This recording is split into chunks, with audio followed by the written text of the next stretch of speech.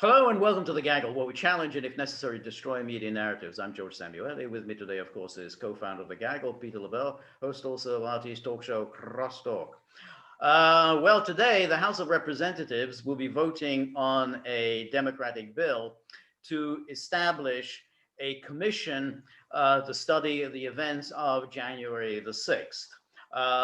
This will be a bipartisan commission. However, a 9/11-like commission. Yeah, as we already know from the legislation, that the commission will be extraordinarily slanted, because as the commission is defined, that it calls the events of January the 6th a domestic terrorist attack on the Capitol. And it repeats it over and over and over again that this was a domestic terrorist attack on the Capitol, which is, of course, rather begging the question, because none of that has been established in any court of law. No one has been charged with terrorism. In fact, no one has even been convicted of anything so far. So therefore, the only thing we're talking about here is the sort of mild, very very mild events. It's hyperbole so far. Yes, exactly, hyperbole. But what is interesting here is that what they intend to do is they're talking about, well, we will conduct an investigation of the relevant facts and circumstances relating to the domestic terrorist attack on the Capitol. And then they say that they will be looking into the influencing factors that contributed to the domestic terrorist attack on the Capitol, and how technology, including online platforms, financing, and malign foreign influence operations and campaigns, may have factored into the motivation, organization, execution of the domestic terrorist attack on the Capitol, and targeted violence and domestic terrorism relevant to such attack. And so it goes on. Now, the Republicans try to include within the purview of this commission the other terrorist attacks that took place in the United States last year. They talked about the Black Lives Matter attacks, the Antifa attacks. The Democrats successfully pushed that aside and said, no, we have to be focused on January the 6th. Now, the makeup of this commission will be, 5 will be members of the commission will be nominated by Democrats, 5 by the Republicans. The most important thing is, of course, since the Democrats are in the majority, they get to select the chairman of the commission, and the Republicans will get the vice chairman. Now, of course, the notion that this is bipartisan is a joke, because we know that the Republicans, as per usual, will be easily rolled, and we can have a pretty good guess as to the kinds of Republicans who will be nominated onto this commission. There will be Bush Republicans who absolutely loathe Trump and will seize on this opportunity to do in Trump. This commission will have very wide subpoena powers. It's clear that they pretty much can look into anything and everything. And obviously their targets will be, as I already said, the online platforms. They'll be looking at Parler, there'll be Gab, Facebook, Twitter, all the social media communications of Trump supporters, conservatives, and so on. And it's a subpoena. You can't just simply defy subpoenas willy-nilly. And we also know that the internet giants will be only too happy to cooperate with this commission, and will undoubtedly disclose all manner of confidential information about their subscribers, all their communications, and everything will be there. So what we can expect is that the commission will indeed determine this was a horrific terrorist attack. Trump is directly responsible. And then next year, we will be holding hearings in innumerable committees, in the House and in the Senate, we'll have the Intelligence Committee debating the matter, the Judiciary Committee, Homeland Security Committee in both houses, and then we'll have ad nauseum hearings, which even put to shame the RussiaGate hearings. Well, there you go. You just said it. I mean, these people have plenty of practice, don't they, George? Right. Exactly. Okay. And another important thing here is that Nancy and Chuck Schumer, they will determine essentially the makeup of this committee, and they have staffing privileges as well. So it's going to be extremely weighed in one direction here. The scope, as you point out, is very wide. No coincidence there. This will be an excuse to, get subscribers of National Geographic on the record. I mean, it's just willy-nilly. They're going to be able to look at anything they want, which will allow them to drag this out. Right. Certainly till the midterms, right. Easily to the midterms. I think, but the political objectives are clear. They intend to target the Trump supporters, and they intend to target them and tar them with the broad brush of domestic terrorists. I mean, as I said, it was a domestic terrorist attack. So everyone else, anyone who went on this demonstration, anyone who communicated with others about January the 6th, they were all domestic terrorists. That's the goal again. And then, of course, the domestic terrorist in chief is Donald Trump.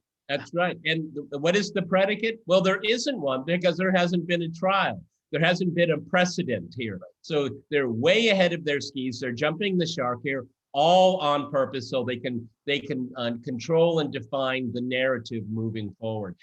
The interesting ricochet effect from all of this is the Biden administration. Again, it will, Biden is a very he's a very forgettable political character in even his own administration.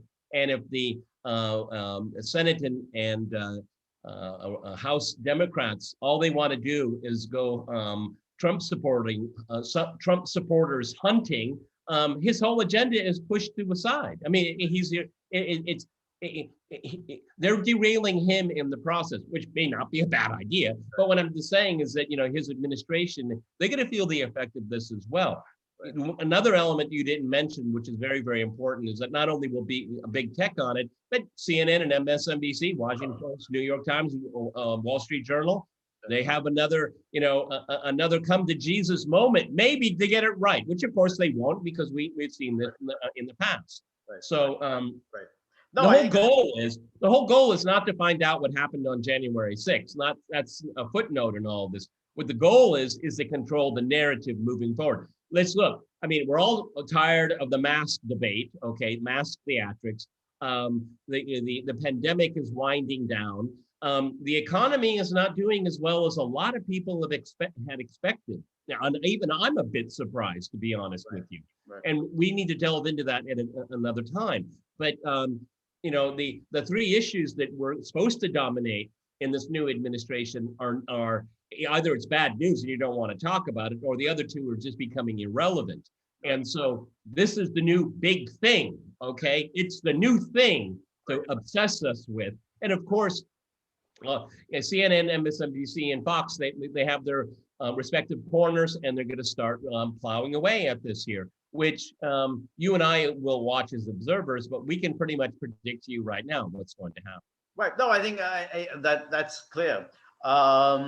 It's a kind of bizarre thing of saying something is a bipartisan commission, because at least whatever we say about the 9/11 commission, all its inadequacies, or the Warren Commission into the JFK assassination, the target there wasn't really in order to destroy your political opposition.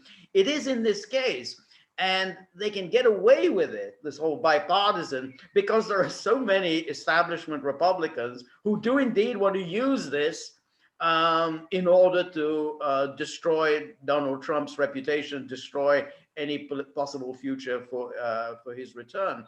The sort of the Liz Cheney type Republicans, Bush, Cheney, and all of the others.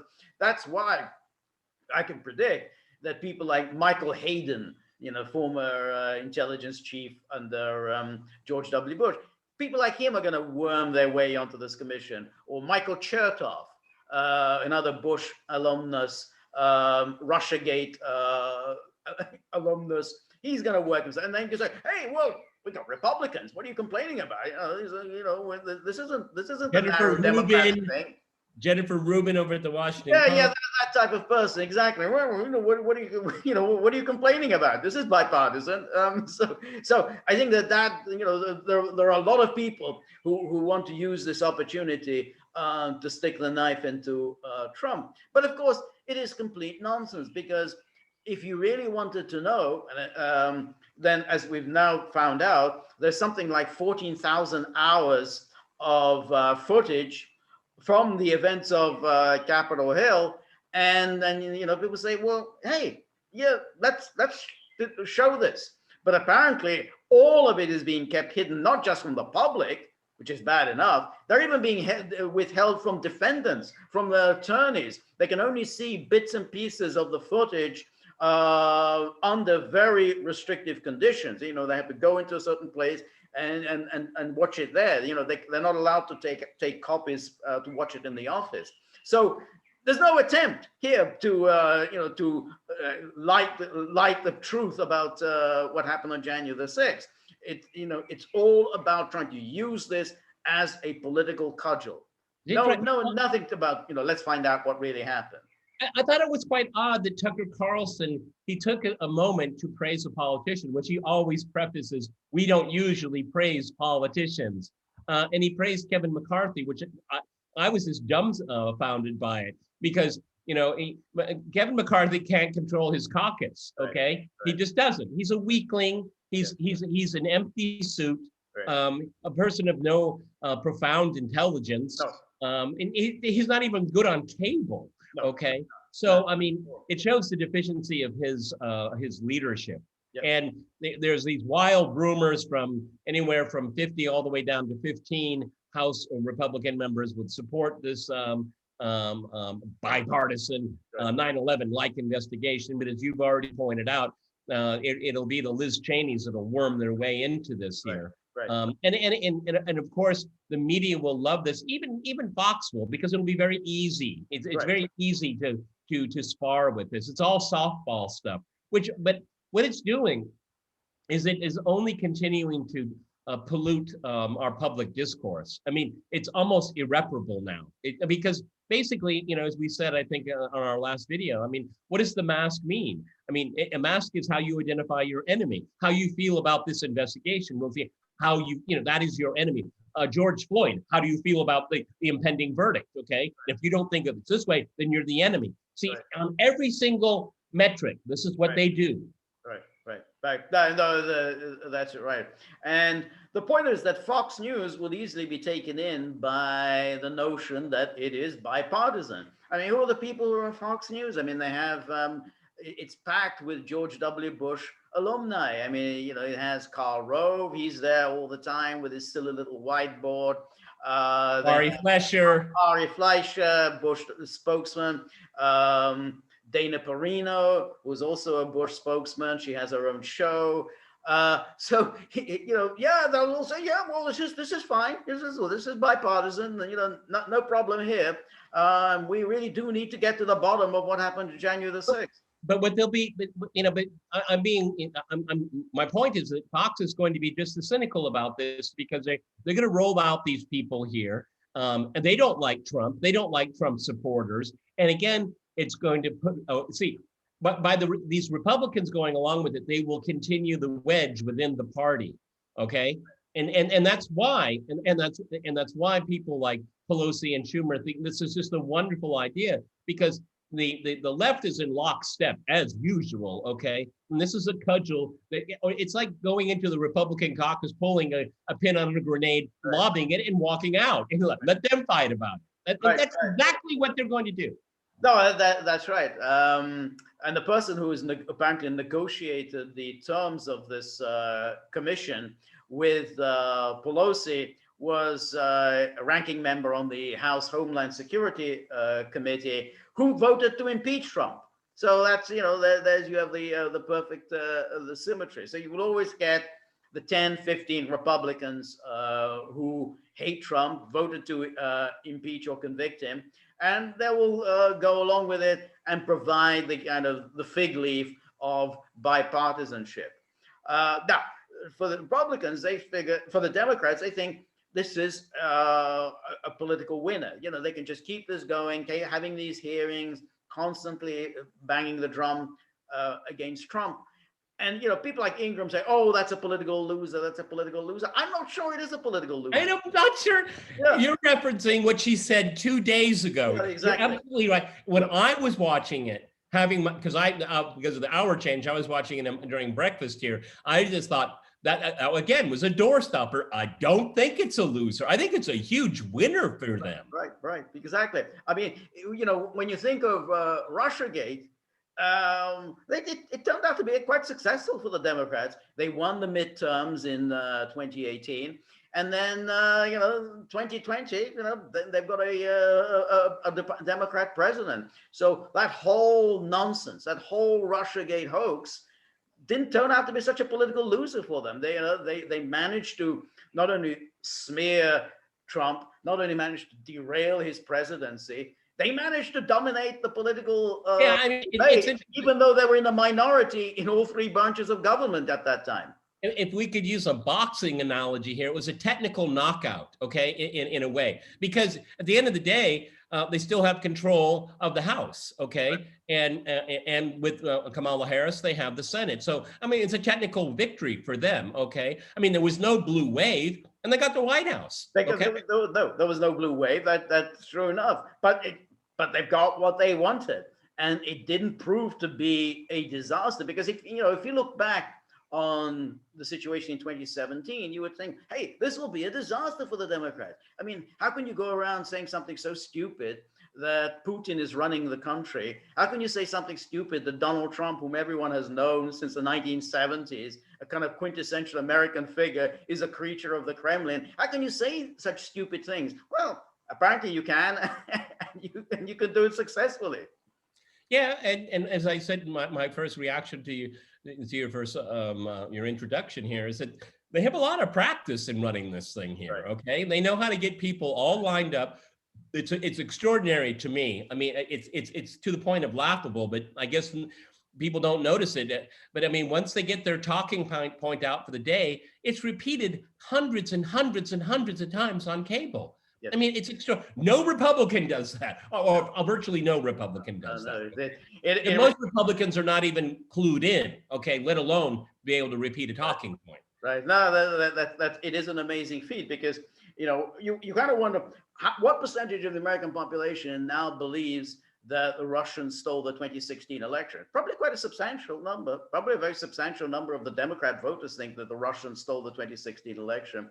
You ask, what proportion of the American public thinks that everything about RussiaGate has all been fully proven and confirmed? Oh yeah, I mean, it's been proven. Yeah, it's just like scores of black men are killed every single day by white police. Every day, scores of them. Scores of them. Yeah, exactly. But you keep repeating the same thing over and over and over again, and people say, "Well, yes, there's an epidemic of violence against Asian Americans." That's it. That's exactly without putting the context in there. Okay. Right. I mean, if there's violence against Asian Americans, it must be white supremacy. Yeah, that's it. Yeah. No, you and I, we did a gaggle. I remember immediately. As the events of January 6th were winding down, I mean, hours after when you and I were talking about it. And then the next day we did our next gaggle and said, where did the white supremacy thing come from? It was just invented overnight. Well, that's a very good point. Exactly. It was invented overnight, white supremacists. And that there was, again, and it's a kind of white supremacist domestic terrorist threat. And then they get on these political hacks, like the head of the FBI, Christopher Wray, who says these things. I mean, he says anything that could ensure that he gets money, a bigger slice of the budget next year. So Democrats control the House. Okay, I'll tell them what they want to hear. We face an absolute epidemic of white supremacist violence, and the FBI is the thin line saving us. But when Chris Wray, that cowardly wimp, Yes. I would have, if I'd been at a congressional hearing and he said that to me and said, and you only found out about this on January 6th, what the hell do you people do? Yeah. That's it. You didn't see it coming, did you? You didn't see 9/11 coming, did you? You didn't see the end of the Soviet Union come, did you? What the hell are you guys for? Yeah. Well, they're of course there to pick up huge salaries and to devote their energies to go after their political opponents. So they devote enormous energy to attempt to destroy Michael Flynn. They had orders from above, from the Obama people, Obama himself. They wanted to destroy Michael Flynn, and they devoted an awful lot of energy. Remember, this started long before the Kislyak call. I mean, they were surveilling Flynn, coming up with all this absolute rubbish that he had some sort of a sexual liaison with a Russian agent. Complete rubbish, total rubbish. But this was enough for them to lead this investigation into Flynn. And just as they were about to say, look, there's absolutely nothing to this story about Flynn and this Russian woman, suddenly, hey, Logan Act. Oh, okay, we can keep the investigation going. Yep, he violated the Logan Act. Oh, thank God. We can still go on surveilling him. And that's right. And then at the end of the day, we all fall forward. We fall up. Okay. They all did. That's it. Everybody fell forward. Everyone won for being wrong. It's extraordinary. Yeah. And all the people that were wrong, that didn't do anything right, their lives were all destroyed. It's extraordinary. It really is. And I think that those are the sorts of people who are in the FBI. I remember also, I mean, when you ask what do they do? I remember that guy, that racing car driver, that's Bubba Watson, who said, oh, he found a noose on his garage, and then the FBI, 15 agents were sent down to investigate. 15 agents, and it turned out, well, it was just a handle. This is and every single garage has one. That's exactly a handle. You put your hand there and you hold it up and you hold it down. You send 15. It's amazing that they have 15 at their disposal. They can just simply, they're not all busy investigating something. You could just send and Jesse Smollett, has he got a new Netflix gig? Yep. Yeah. But those are the people, and you can be sure that the FBI will be very vigorously cooperating with this this commission on January. Lord, just imagine the careers that are going to be made. Right. The books that will be written, the Netflix series that will be produced. Right. I mean, this will become part of popular culture. Right. I mean, whoever leads the prosecuting thing, no matter what the outcome, they're going to be on every single magazine cover. They'll be on MSNBC, and then eventually they will become a contributor over at CNN. I mean, these people are salivating. Careers are going to be made over the next, 18 months. Right. No, absolutely right. Yeah. Imagine the movies, the sort of the intrepid investigator on the commission. Make it a woman. You have to make it, it always has to be a woman who's doing the investigation. She grows suspicious about something, decided to hunt it down to find the white supremacists hiding behind a fake ID on Parler, and she risked her life to find out what this sinister gang was up to. Boy, and Chewbacca guy, his horns. Yes. Very sophisticated technical communications device, okay? Right. Exactly. Referencing the entire 3D 5-level, what was going on inside the Capitol, communicating to, of course, nefarious characters. It's all in there. It's going to be all there. And doesn't Obama have some kind of a big gig with Netflix? I mean, it is with Netflix, isn't it? So you can imagine, he's an executive producer, like over all of their projects. Yeah. So you can imagine Obama's going to be commissioning a number of movies, TV series, based on, but obviously the commission, as well as all the DOJ investigations. So there's going to be a lot of money there. And Ashley Babbitt She committed suicide. Watch. She committed suicide, exactly. That's right. Yeah, Yep. that's right. Yeah. She willed that bullet into her neck. That's right. Yes. So, yes. No, I don't want to make light of this here, but anyone watching this video, are you tired yet of people lying to you about all of these things, lying to us nonstop and getting away with it? It is. I hope you're tired of it. I mean, and George and I are tired of it too, but somebody has to say it. Right, that's it. But we, this is what we've now come to expect. These people are all liars, and we just have to put up with it. Day after day. And incidentally, I mean, there was again part of what the Pelosi mode, that she refused to include any other clearly politically motivated violence within the purview of this commission. So, for instance, the attack on Congress on the congressional baseball game from 2017, that's not going to be looked at, even though that was clearly a politically motivated terrorist attack. That's out. So, well, okay. Since you mentioned Nancy Pelosi, think about it, everyone.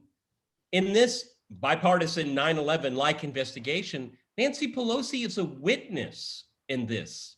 Yes, she is. So how can a witness be controlling the parameters of the investigation? She's in charge of the Capitol Police. Yep. The Speaker of the House is. Yep, that's right. But yet she will be the one selecting the chairman. So you can imagine how that interview is going to go. She decides to appoint the chairman who, after all, should be investigating her and what she did and didn't do in anticipation for January the 6th. But you can imagine how that interview will be. I think it'll be made clear to the candidate what will be expected of him. Okay, and another thing, one of the things that's very, very important to me, and want everyone to watch it, what kind of legal defense, up to 400 people now that I believe, many of which are in solitary confinement, what kind of legal aid are these people going to be provided? We need to look into that very, very carefully, because this looks like will be a runaway jury against them. Okay. All right. No, I think it's very clear, because these judges who are denying them bail, and no real proper explanation as to why they'd been denied bail, since none of these people has a criminal record, and they are clearly, they are no threat to the community. They're only being denied bail because they are for wrong thing. Apparently, they're still thinking wrong things about the 2020 election. Well, you're not supposed to imprison people because you don't like their views, but apparently this has become acceptable. So the judges say, yeah, I'm denying bail because he still thinks that the 2020 election was stolen. I think, whoa, I mean, we don't put people in prison for thinking that the earth is flat, but apparently, that's acceptable. Right. Well, we're playing with fire here, because instead of trying to resolve things, it's only going to get worse. There could have been a compromise. Personally, George, I would like to know what happened on January 6th. Right. Sure, I would. Okay. But I'd like to know what happened last summer in Portland. I'd like to know what happened in Minneapolis. Right. And I want to know who set that Wendy's on fire. Right. And I want to understand why all the looters were let go.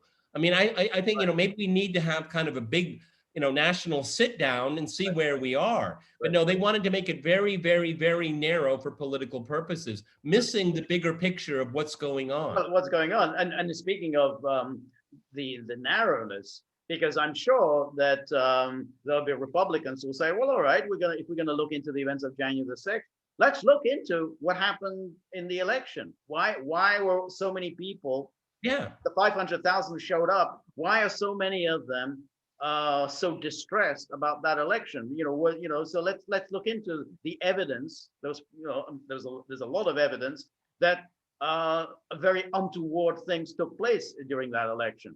You can bet that the chairman of that commission and the majority of the members will absolutely refuse to hear such. I can hear the gavel hitting now. That's a bomb. Denied. Yes, exactly. That's so they're going to make sure that they don't want to put in anything. Hey, well, no, it wasn't a terrorist act. There were people who actually had good reason to think that something very bad had happened on November the 3rd. And we can end on this, and I want you to ponder it for future podcasts. How will RussiaGate be woven into this, George? It will be, because when I looked at that, they mentioned foreign influence, and not only online platforms that they're going to be investigating, foreign influences. So Putin, without question, had his Come on the scale. Exactly. He was there. He had a phone. He phoned the guy with the horns. Hey, go do what you need to do on Capitol Hill. Yes, sir. I wish we were joking, Right, but it's only a matter of time. Yes. All right, Peter. So we'll, of course, be maintaining our laser-like focus on this commission. We are now on locals. So please look us up there on thegaggle.locals.com. And try and support us to whatever extent that you can. We're also on Rumble. Please look us up there. And if you like The Gaggle, please like, share, and subscribe. See you soon. Bye.